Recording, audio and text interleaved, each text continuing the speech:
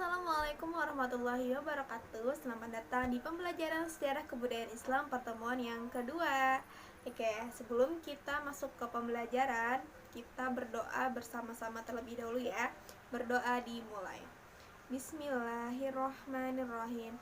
Rabbi tubillahi rabba wa bil islami dina wa bi muhammadin nabiyya wa rasulah. Rabbi jidna ilman nafi'ah warzuqna fahman kamilah walhiqna bis solihin walhamdulillahi rabbil alamin. Amin ya rabbal alamin. Semoga pembelajaran kita hari ini berjalan dengan lancar ya. Oke, pastikan juga kan sudah mengisi absen terlebih dahulu ya. Oke, sebelumnya ada yang tahu tidak hari ini kita belajar tentang apa atau materinya tentang apa? Jadi hari ini kita belajar tentang periodisasi, kemudian silsilah, kemudian faktor keruntuhan dinasti atau Daulah Abbasiyah. Oke, kita bahas dari yang pertama ya, yaitu periodisasi kekuasaan dinasti Abbasiyah. Tapi sebelumnya Ibu akan membacakan terlebih dahulu tujuan pembelajaran kita pada hari ini. Yang pertama adalah siswa dapat menyebutkan periode kekuasaan dinasti Abbasiyah. Kemudian yang kedua, siswa dapat menyebutkan silsilah Daulah Abbasiyah, itu nama-nama dari khalifah. Kemudian yang ketiga ialah siswa dapat menganalisis berpindahnya pusat kekuasaan ke Baghdad. Kemudian yang terakhir ialah siswa dapat menjelaskan atau menganalisis keruntuhan dari Daulah Abbasiyah. Oke, kita bahas satu persatu ya. Yang pertama ialah periodisasi kekuasaan Daulah Abbasiyah. Nah, periodisasi ini terbagi menjadi 5 periode. Periode yang pertama dikenal juga dengan periode pengaruh Persia. Kenapa dikatakan seperti itu? Karena pada masa itu banyak pendapat Daulah Abbasiyah ini banyak mendapat pengaruh dari bangsa Persia. Daulah Abbasiyah mencapai puncak keemasan atau kejayaan baik itu dari segi politik, agama maupun di bidang keilmuannya, terutama yaitu pada masa Khalifah Harun ar-Rasyid. Kemudian periode yang kedua disebut juga sebagai periode pengaruh Turki I.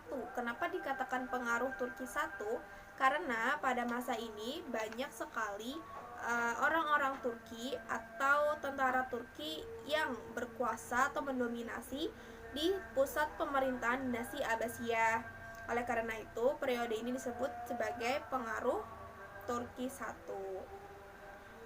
Kemudian, periode yang ketiga ialah masa kekuasaan Bani Buaih, yaitu sebuah golongan dari bangsa Persia dalam pemerintahan kekhalifahan Abbasiyah. Oleh karena itu, periode ini disebut juga sebagai masa pengaruh Persia yang kedua. Kalau yang pertama tadi di periode yang pertama. Nah, pada periode ketiga ini disebut juga sebagai pengaruh Persia yang kedua. Kemudian periode yang keempat ialah masa kekuasaan daulah dari Bani Saljuk dalam pemerintahan Khalifah Abbasiyah. Nah, biasanya juga disebut sebagai pengaruh Turki kedua. Jadi, kalau Turki yang pertama tadi pada periode kedua, kalau Turki yang kedua itu pada periode keempat. Selanjutnya ialah periode kelima atau periode yang terakhir. Nah, periode yang kelima ini dapat juga dikatakan sebagai periode yang bebas dari segala pengaruh. Namun, kekuasaannya hanya efektif di bagian atau di sekitar kota Baghdad dan diakhiri dengan invasi antara Daulah Abbasiyah dengan bangsa Mongol.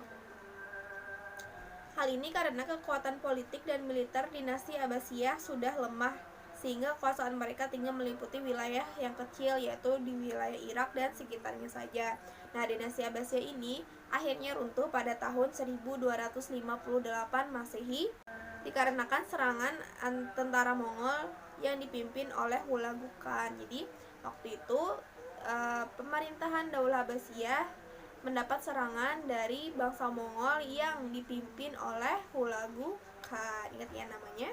Hulagu Khan, pemimpin dari tentara Mongol.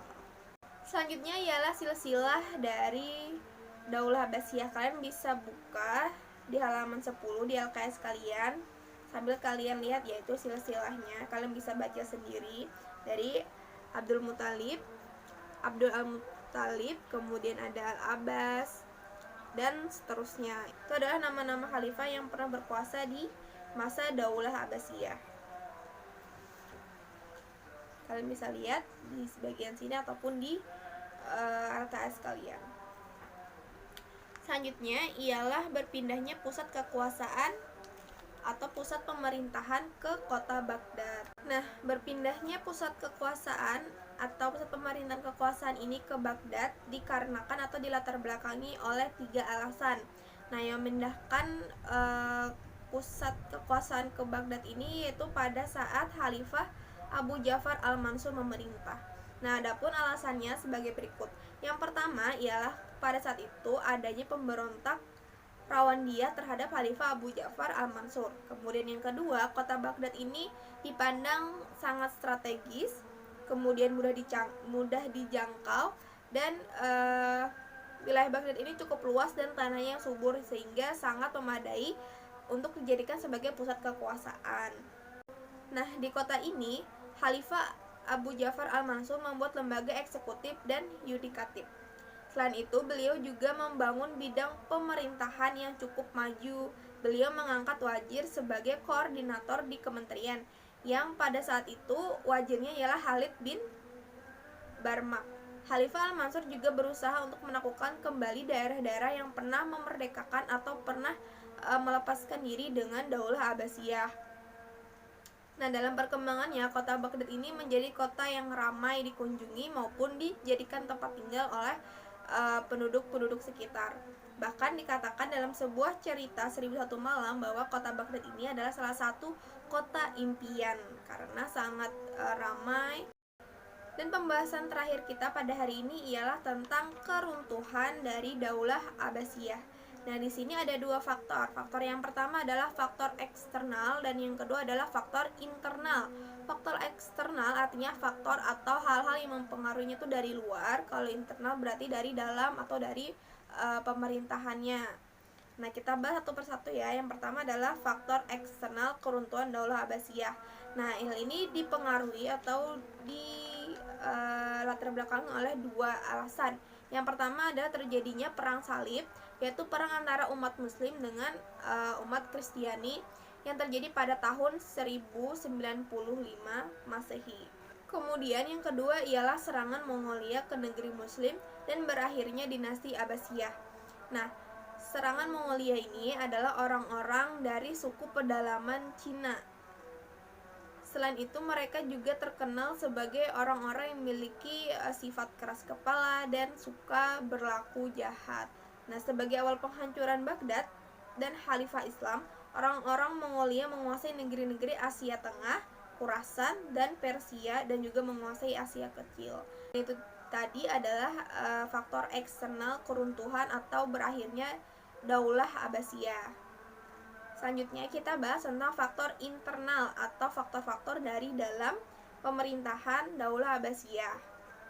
Yang perebutan kekuasaan ini bermula dari persekutuan antara Daulah Abbasiyah dengan orang-orang Persia maupun dengan orang-orang Turki, yang pada akhirnya mereka ini menjadi dominasi di pemerintahan, dan pada akhirnya pula khalifah hanya dijadikan sebagai boneka dari mereka karena mereka sangat mendominasi di pemerintahan.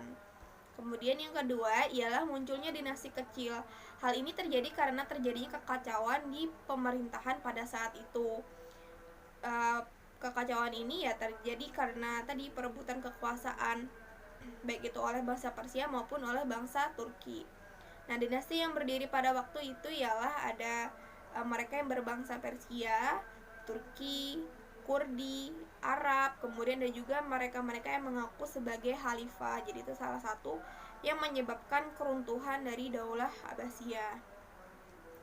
Kemudian faktor yang ketiga ialah kemerosotan perekonomian. Nah, lagi-lagi menurutnya pendapatan negara ini dikarenakan menyempitnya wilayah kekuasaan. Kemudian banyak terjadi kekacauan, salah satunya perebutan kekuasaan tadi yang mengganggu perekonomian masyarakat. Dan ditambah lagi dengan gaya hidup yang mewah yang dimiliki oleh para pejabat maupun khalifah dari Daulah Abbasiyah, sehingga negara banyak mengeluarkan pengeluaran dan sedikit pemasukan.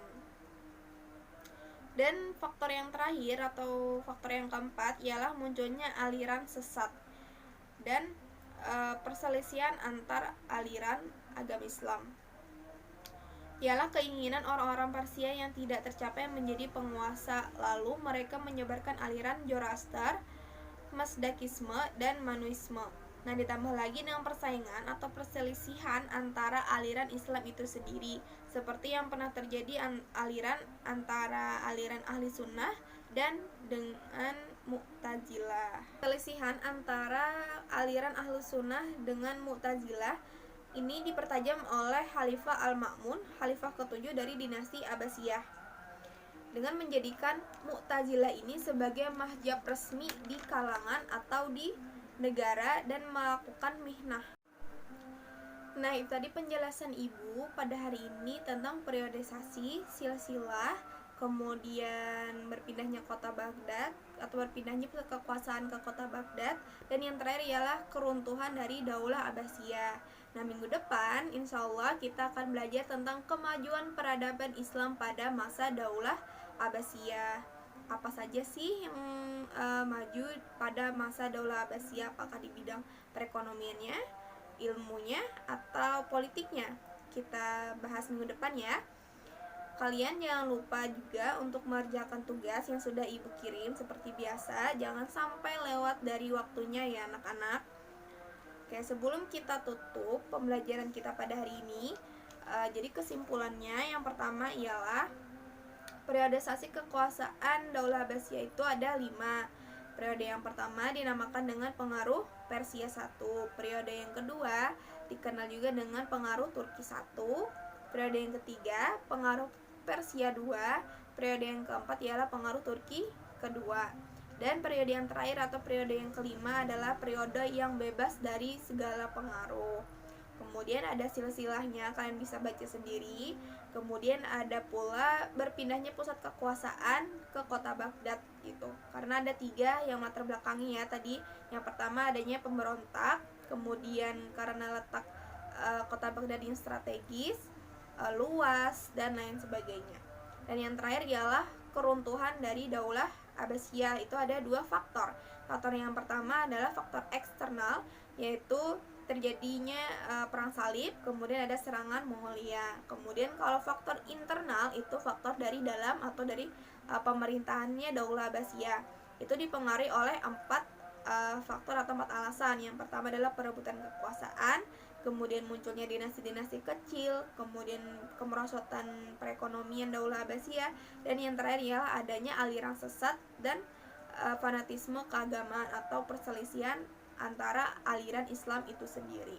Oke, sebelum Ibu tutup pembelajaran kita pada hari ini, kita berdoa bersama-sama. Berdoa dimulai.